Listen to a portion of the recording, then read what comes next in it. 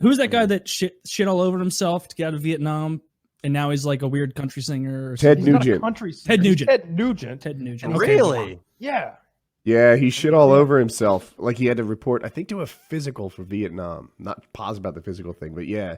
And the doctors just were like, "This guy's not going." I mean, I wouldn't want to go to Vietnam. I probably would have like tried peeing all over myself, and they're like, "You're fine." It's like, nope, dude. Oh, it's just nothing but fiber one for a week. On the hierarchy of wars, I would least want to fight in. It's got to be World War I and then Vietnam as a close I'm with second. you. Yeah, I think I think Vietnam was the worst, frankly, because it seemed like they were in the field like an enormous amount of time comparatively to the other wars. Like they were, and the field, as it were, was like these combat patrols. Where it's like, all right, we're gonna walk off into the goddamn jungle, which is already terrifying, full of disease and discomfort and booby traps, and then the enemy's out there somewhere. At least in World War One. All right, we're here in this fucking trench. Try to keep your feet dry, boys, and let's hope they don't shoot mustard gas at us. I would have to participate in a war where sense of direction's not very important. I need good landmarks, maybe urban fighting, because otherwise I'm fucked. I'd never get back. That you Vietnam your be your buddies, nightmare. you just stay close. Then I'm dependent on them not being retarded too. Yeah, I suppose. I think just going to war is just a real no-no. You don't want to do that. No, it looks like ass. If this is too personal a question, just stop me. What made your brother enlist? My brother? Woody. I know your brother served. He did not. No. I don't know where you got that. I thought we were going to get personal. What the fuck? Okay, never mind. Yeah, I don't think any of us have a brother who enlisted. My sister My got father fingered. served. It's the closest she got to it. Your sister was fingered by a troop, and that's it. He served some time in the Coast Guard. Yeah, sorry to serve some time at her. He did. He did that too. Yeah. She got sand from Afghanistan up her snatch. And they gave her a UTI. You got a Purple Heart for that. And not just the Purple Heart on the end of the unit of the one she was sucking. Yeah. Did you ever consider joining the military, Taylor? Oh, no. No. It looked hard, and you have to follow rules. And it's just, I don't know. It never seriously crossed my mind. Really? That's interesting to me, because I would think that you would be the most likely amongst our group to be into that sort of thing, because you did so many team sports. You're already like part of that sort of like manly team effort kind of thing. You're already doing very used to showering with other men, working out, the sort of regimen and the discipline and such. But the Marine Corps you got the head. Danny touches dick, so maybe Why are you not wearing your helmet, soldier? So it does not fit, sir. Private Merker cannot wear a fucking helmet. What are we gonna do with Private Merker? You know what? From now on, you're Private Pothead. We're taping 2 helmets together for you. A big fucking soup pot on your head. You wear Private Pothead. Why were you not in formation at Reveille? Did you not notice as you were going under the barbed wire, you lost your pot halfway through? Get back there and get it. No, I definitely considered it, because I graduated. Puts the handle under his chin. I'm just wearing a colander out in the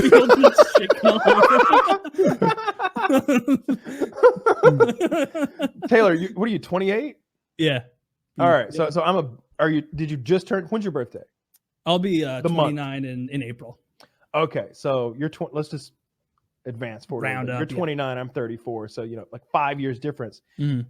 5 years before you were eligible was the golden age of joining the military. I was very tempted, because we were sitting in class watching fucking Shock and Awe, right?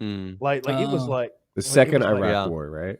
Yeah, of course. Yeah. I'm not your age. I'll go next.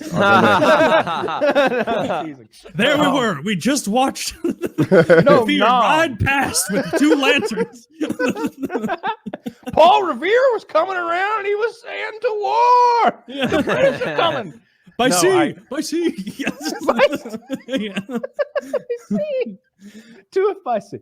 So yeah, we were watching Shock and Awe on TV, and it was like, we're fucking going. Let's do this. They were blowing shit up left and right and stealth bombers, and it was like, man, if I joined up right now, I'll be there in 8 months. Like if I sign up now, I'm there. I'm on CNN in 8 months. And one of my buddies did that, and they blew up a fucking building on top of him, and he died. I had a buddy who died too. Yeah. God damn. So it's pretty glad Isn't it that I didn't do that.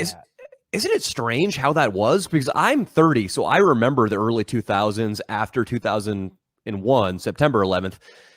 Back then, if you had any questions about should we enter this war, people were like, you fucking commie, you piece of shit, don't you love your country? That was the mainstream. That was CNN. But now, if you have blonde hair, people just assume you're a fucking racist and a Nazi. It's crazy how the mainstream political persuasion used to be kill all towel heads, and now it's kill all white people and the rich. How it shifted in that time. So there's a happy medium there somewhere. Yeah. The first Iraq War is the one that I was in high school for. And I can't name any wars between that and Vietnam. Am I missing it? There were some actions, maybe fired some missiles. There was Kosovo. It was all in South America. Kosovo's, he's right, but that was there were no ground troops there. It was just airplanes. Yeah, it was just we literally had 0 American deaths. It almost seemed like going to war wasn't a thing that the military did so much, right? That we bombed, I guess, like you said, but wait, was there Kosovo or was that after? Kosovo was under Clinton. Yeah, no, the first Iraq War was Bush's dad. It was Bush one, yeah. Yeah, so I don't know what was between Vietnam and Iraq War, but I can't name it. Nothing big. And we were surprised when we went to war. Now it's just the normal state of affairs. We've been at war for the last 20 years or so. But I didn't know that going to war was a realistic risk of joining the military. And like before the second Iraq War, there was all this buildup. We obviously wanted to go. Everybody was enthusiastic about it almost. All the news media was piling on. We were shipping all the tanks there. Everyone knew we were about to invade these guys. There was no proof of weapons of mass destruction, but that wasn't going to stop us. Never stopped us. Yeah, we'll find the proof after the war starts. That's what we were saying. The first one, it almost seemed like we were putting tanks and people in place so that they would leave Kuwait. You know, we kind of thought that a show of force would prevent the war. And when they invaded, it was a surprise. And yeah, I've told the story in the show before, but our teacher, who was a Vietnam vet, sits on the desk, which just never happened. Teachers didn't sit on desks. He sat on the desk, feet hanging at us, and he holds up the paper, and it said, "It's war," in like the largest print you could, like it was the top half of the local paper. And he's like, if you go to war, or I'm sorry, if you join the military, this is what can happen. If you're in the military for any respectable length of time, then you could go to war. And it was just, it was sobering. And no, it wasn't like Kyle said. People didn't want to go. People were like, fuck, this is for real. And the first war, there was this big buildup about how formidable a force they were. You know, they were supposed to be the 4th best defensive army in the world or something along those lines. Like it's ESPN. Right? Like their secondary stats on the football team. So the Iranian Soleimani really hamming them up with the defense there. They're trying to get a sweep into the Gaza Strip. No can do. No can do. Yeah, it was the first televised war I can think of too. Like there was some edited, you know, reviewed, not live footage. But, you know, before there, but in Iraq, there's Geraldo embedded with troops driving around like that police YouTube channel you have now. Like, you don't know what you're going to get.